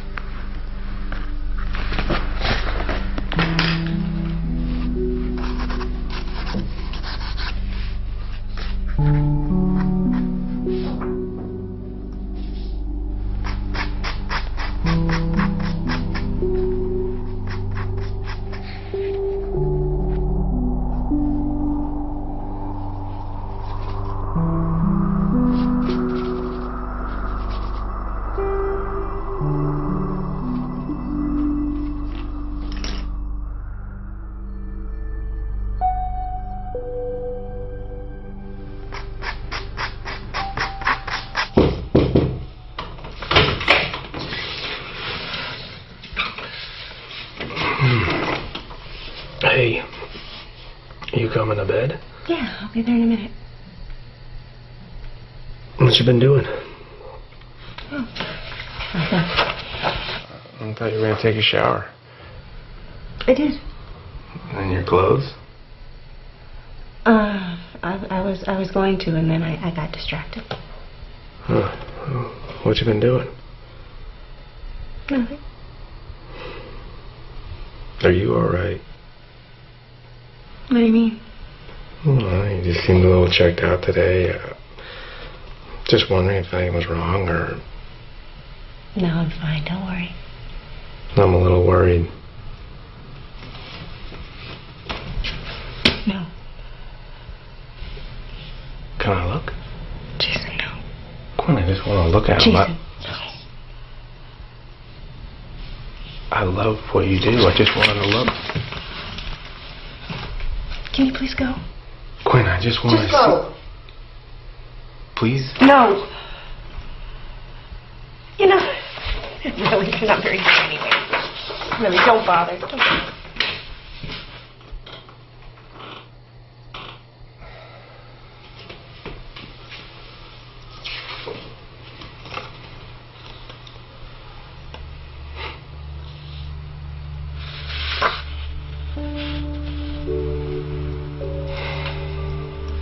Later on, I started to talk about this miracle, but the thing that I did was, when people would ask me, why do you think it happened to you? I would always say, well, why not? I mean, I'm Vejn Dajer, after all. And I've written an entire book about him. And he's, I deserve a miracle. Yeah, and it was like, and I really believed that it was like a special sort of thing that came to me. That's what happens, you know, when you get your ego involved in it. And what happened in that moment is that I totally forgot my ego. It wasn't that I'm so grand and so spiritual or that I'm so special. My instantaneous reaction to what John needed was to just reach out to him, and that's when the miracle occurred.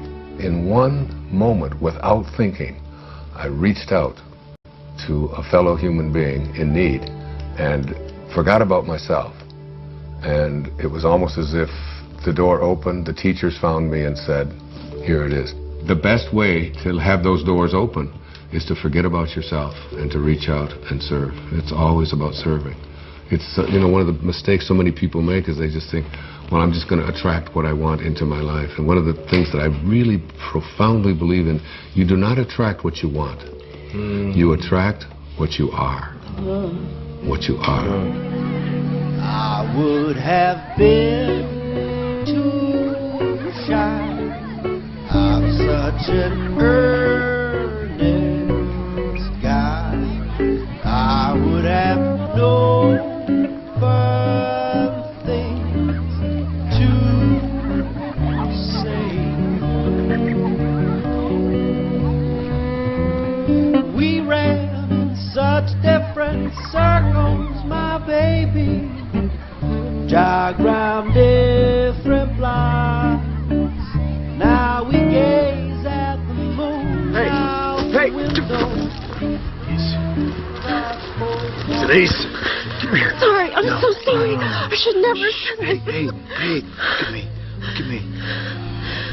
It's okay. No, it's not okay. It's not okay. Everything's going to be okay. Everything's going to be fine. No, you didn't do anything. I knew you felt this. I did this. I did this more than you. Listen to me. I'm sorry. I love you. I love you so much. Then the stars It's gonna be okay. It must have been our time. We found true love while staying at home.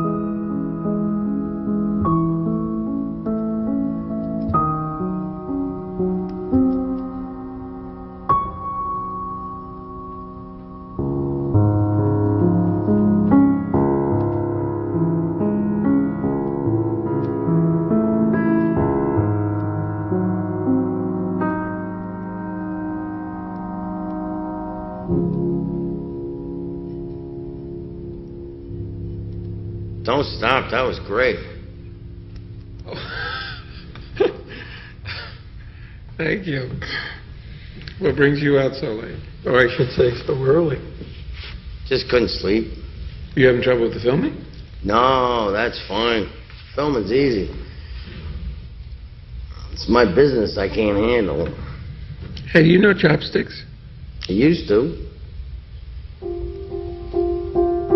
Ha! Makes me think of being a kid. When I was idealistic. Back when I thought I'd make a name for myself. Oh, hey, don't say that. You have a name. More like a household name. More like Scorsese or Tarantino. Well, hang in there. Anything can happen. Why does it have to be so hard? One minute I have the funding to make my movie. The next I don't. Can't get the money without the talent. Can't get the talent without the money. And then they pulled it all out from under me. I don't own it anymore. Seriously thinking career change. That's a good sign. What is? You're giving up. That's good. How do you figure? You can't force these things. Right. And again with the magic thing. What's the magic? What's that? I don't know why I'm telling this to the janitor or whatever you are.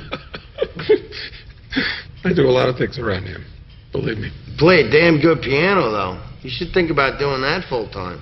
Well, for a while I thought I would. Yeah, what happened? Well, I started playing when I was very young. I was a natural. And then I got older and I became more aware of people watching me play. And then I started to play more for them than for myself. And then I got very scared that I would disappoint them. So I did. Did what? I disappointed everybody. I would be very clever. I'd go to a recital and I would just play a couple of wrong notes on purpose as a test to see if they would still love me the same way. And basically they didn't. It was a long time before I touched a piano, which is it's crazy when I think of how much I enjoy playing. Yeah, I was just thinking that. This would sit for years. I wouldn't touch it. I wouldn't even notice it. But you're a piano player. I don't get it. You don't get that? How could you ignore what's right in front of you? Busy doing other things. You should understand it. What? Wait, yeah. Hold that thought. You hear that? I don't hear anything. Listen. Listen.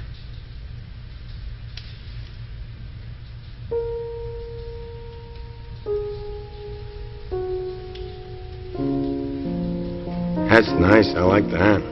I like that too. You making that up?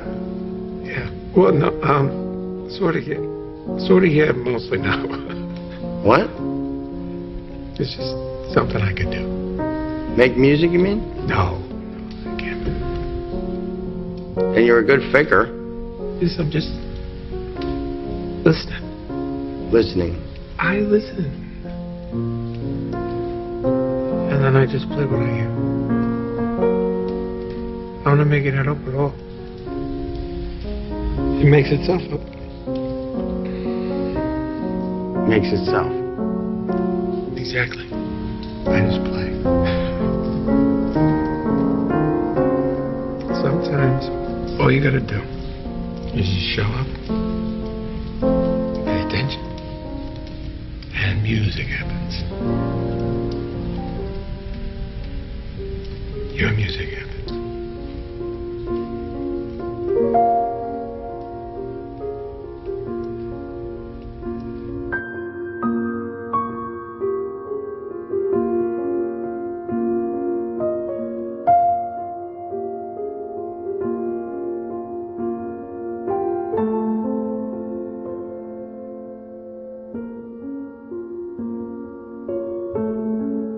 Whatever you're looking for in your life is there for you. It will show up where and when it's needed. It's always in your mind.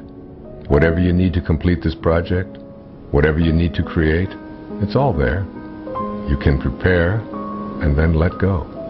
It's an easy trusting that everything will happen perfectly.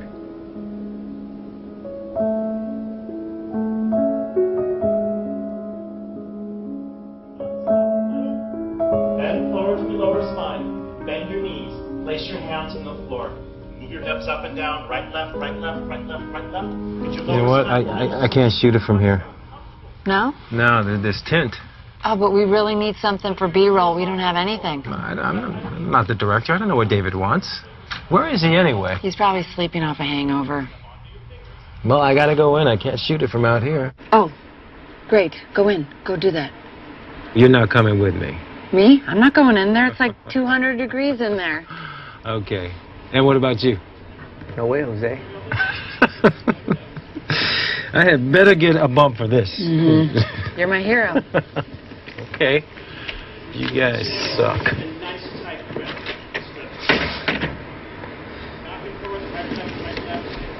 Hey, good morning. Good morning. I got up early. I was scouting locations. What? I found the most amazing spot overlooking the ocean. For what? For this? Yeah, for this. Really? It's a little bit of a hike, though. That's okay. We will indulge your creativity. You sound inspired, David. I am inspired. I'm making music, doing the down. What are you talking about? What is Rob doing in there alone? That's some crazy hot yoga torture. Yeah. I can't let him be in there by himself. Cover me, I'm going in. You're going in? Pick up your right foot in front of you. He's going in. I can't believe it.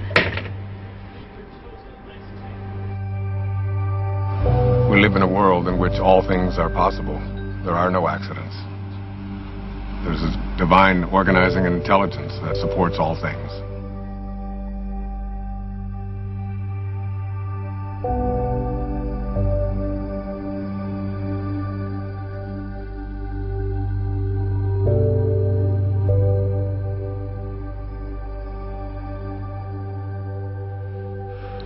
I think you have to get to the place where you're no longer focused just on yourself. And the things that you really want for yourself, you begin to say, how can I want them more for someone else than I want them for me? And that's God realization.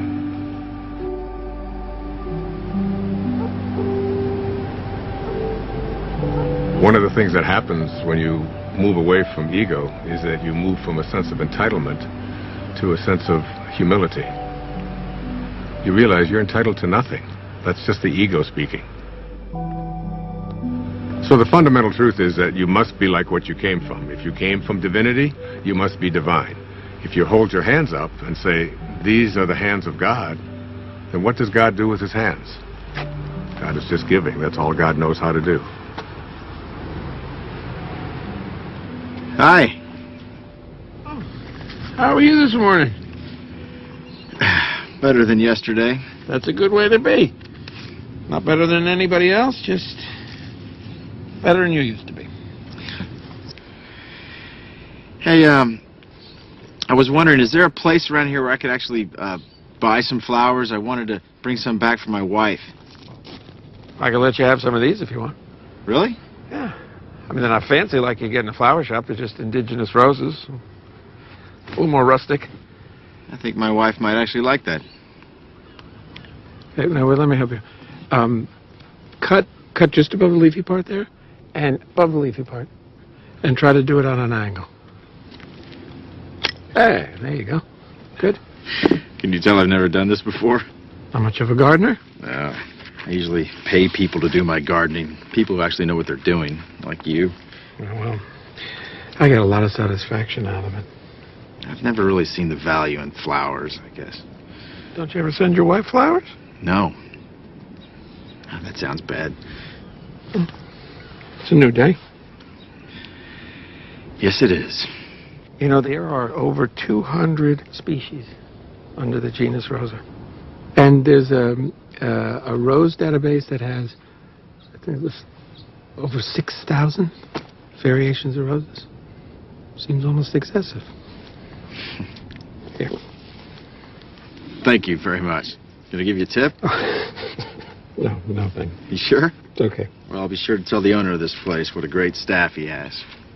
You just did. You? You're the owner. Oh, I really am. I apologize. I thought you were just the gardener. That's an easy mistake to make. I saw you watering the plants. Plants need to be watered. Yes, they do. Thanks again.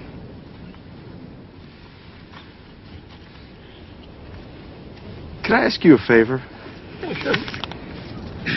I'm here for a board meeting. Yeah, I know. You were at the House of Promise, right? Yes, and I've got to give this to the executive director, but I don't know what room she's in. Oh, I can find it. Well, actually, could you give it to her for me? Yeah, sure. Is it important? No, it's just some papers. Okay, yeah. And if you could give it to her this afternoon, after I've left. Yeah, I can do that. Appreciate it.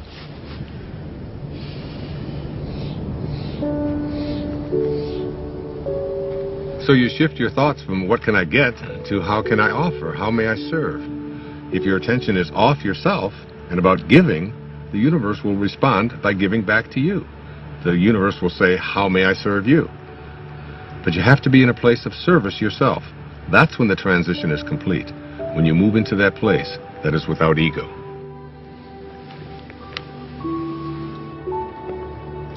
Hey there. Hi. Missed you yesterday. Had a great game. Yeah, got stuck in town. Yeah, I understand. Things come up. Yes, they do. How'd the meeting go? Nothing changed. They still need the money. But once they get the money, we'll see who gets the contract.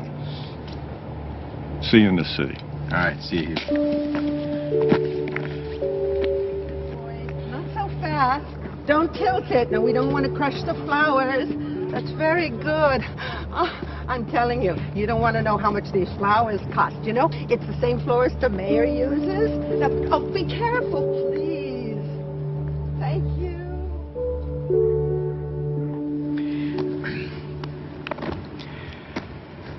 How about the name Rose if it's a girl?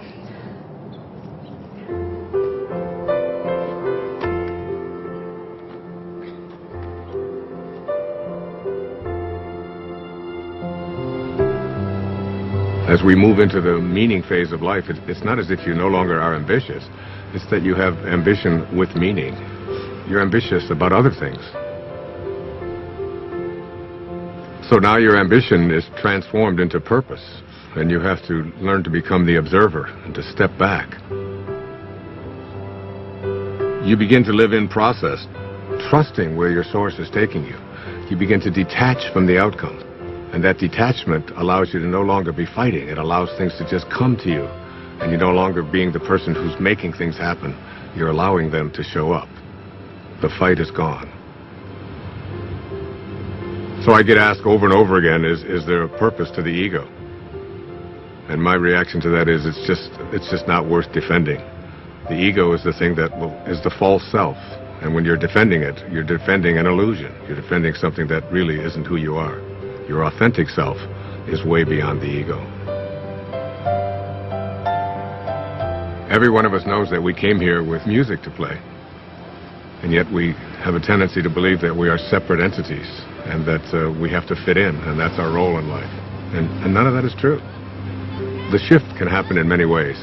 It can be just a comet. It can be a coincidence that occurs, a particular event that you weren't expecting. It can be anything at all. But the result is always the same. You begin to realize that you're not here to push life, to make it a struggle all the time. You're here to enjoy and to be living in peace. That's what happens when you're in the afternoon of your life. I was just thinking about all the things I have to do to pack us up to leave. Oh, yeah? I'm like a walking to-do list. I think 90% of my day is spent managing everyone else's life and all their problems. Uh-oh. You are very appreciated. It's not what I mean. I love taking care of you and the boys. I do. I love my family, but... But? When I paint, I go somewhere. I feel connected. I feel blessed. And you're good at it. I miss it so much. On the hike yesterday, Jack told me that I don't paint. I realize that my own children have no idea who I am. They don't even know what I do.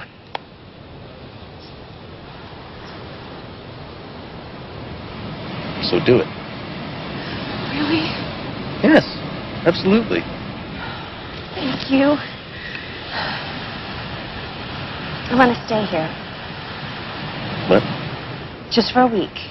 Right now, just this next week. What, you think I'm going to leave you here all alone? Jason, every cell in my body wants to stay here just a little bit longer. I'm hearing you, but I have no idea what you're saying. I need to reorient myself. I need to find my way back, and I need solitude to do it. When you're a mother of two small children, you don't get solitude. Jason, you have to know I love you. and I love the kids, and I am still us, but I am more than this.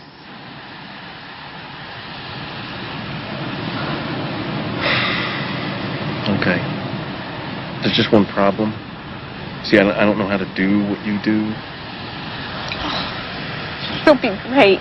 It's just for a week. You'll survive. And then we go back to normal. I don't know about that. Oh, you're good at this. Oh, that's not fair. You know, you're gonna get good at What? laundry. I see lots of laundry in your future. That's great. That's great.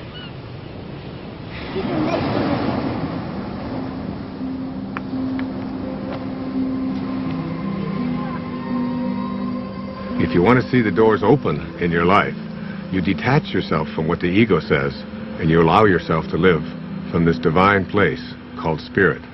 And what Lao Tzu called the virtues, he said there are 4 of them. The first of these is reverence for all of life, which is respect. The second is sincerity, which is really nothing more than just honesty. The third is gentleness, which manifests itself as kindness in our life. And the fourth is supportiveness, which just manifests itself as service, offering service to others. Those are the 4 virtues. And Lao Tzu asks us to live by them. There's a great quote by the poet Hafiz. He said, even after all this time, the sun never says to the earth, you owe me. Just think what a love like that can do. It lights up the whole world.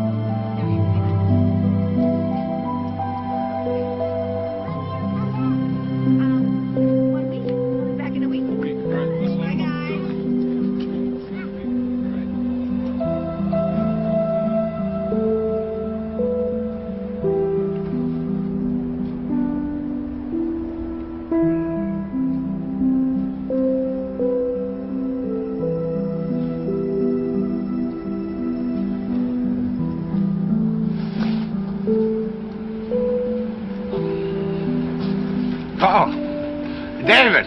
Hey. Hi. How you doing? So did you get everything you need? I think I got even more than that. Really? I'm actually inspired. I was looking at some of the footage. I'd love to do something with these interviews, something creative. Like what? Well, this place. There's something happening here. What you're talking about, the people, themes, I think I can really do something with Wait a second. I thought you were just a technician on this shoot. Isn't that what I heard you say before? I guess not. I think I'm getting it. Well, you know, David, the point is we're all going to get it. Ultimately, we're all going to get it. There's a great line from A Course in Miracles where Jesus says, if you want to be like me, knowing that we are alike, I will help you. If you want to be different than me, I will wait until you change your mind. And you will change your mind.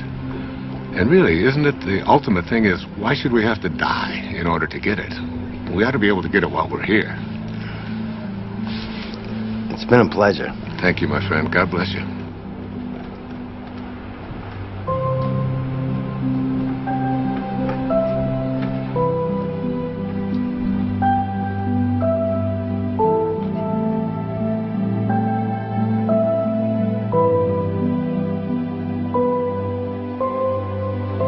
Nobody needs to ask the question, what is my purpose? It will always be found in service. If you can just for one day put your attention on making life better for someone else, if you can focus on thinking like that, that's how God thinks. It's an ancient concept, but it's still relevant. To touch someone's life is more valuable than any amount of money. My friend Byron Katie says, to believe that you need what you don't have is the definition of insanity. That you can't be fulfilled until you get all these things, that's an illusion. Really, you don't need anything more. It doesn't matter what it is you do, You could be a cab driver, a teacher, a factory worker, a manager. What matters is that you put your attention on how may I serve. Think of the people you go to, whoever you are in your path. You can run an entire business this way, not being attached to outcome, putting attention on service. Your life becomes about living those virtues. How can I serve? How can I be gentle? How can I be reverent? Thinking like that means you're living in meaning. The messages of the morning are about what you can and can't do, about how society defines you. But in the afternoon, after the shift, it's about connecting to an energy that's taking care of everything, and we're all just being done. Try to stop yourself from breathing, from your fingernails growing. Living the virtues is all we need to do. The truth is, I feel something else is in charge of all of this. So it's really about surrendering to it. Surrendering to something that is bigger than you, that you are connected to, and that's really in control of everything.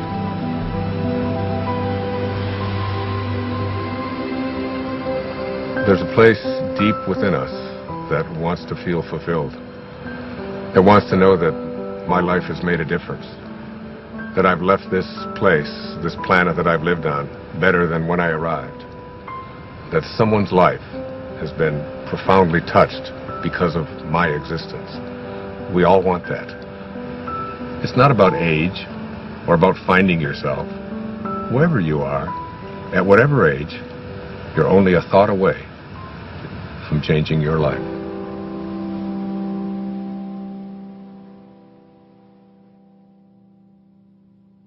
This is not a race. You don't have to run. You might even slow it down. Take a look around instead of chasing everyone. Nothing to prove, no point to make.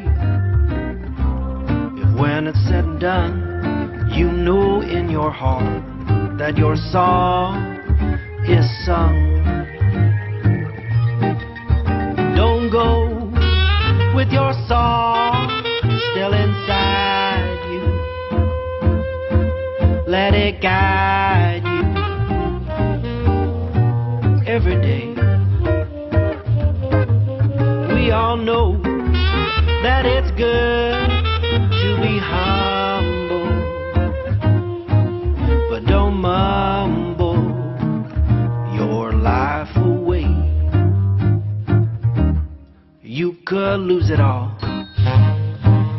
You would still feel like you'd won. You might fall out of the sky, learn to fly just by reaching for the sun.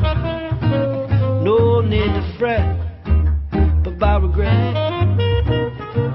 If when it's said and done, you know in your heart that your song is sung. Don't go with your song still inside you. Let it guide you every day. We all know that it's good to be humble, but don't grumble your life away. A little teamwork now. La la la la la. La la la la la. Low la low la low. Low la low la low. La la la la la la la. La la la la la la la. Low la low low low low. Low la low low low low. Rubber da scrub. Hobba de hobba do. Hooba da hooba de hub. Hooba de ho. Don't go with your song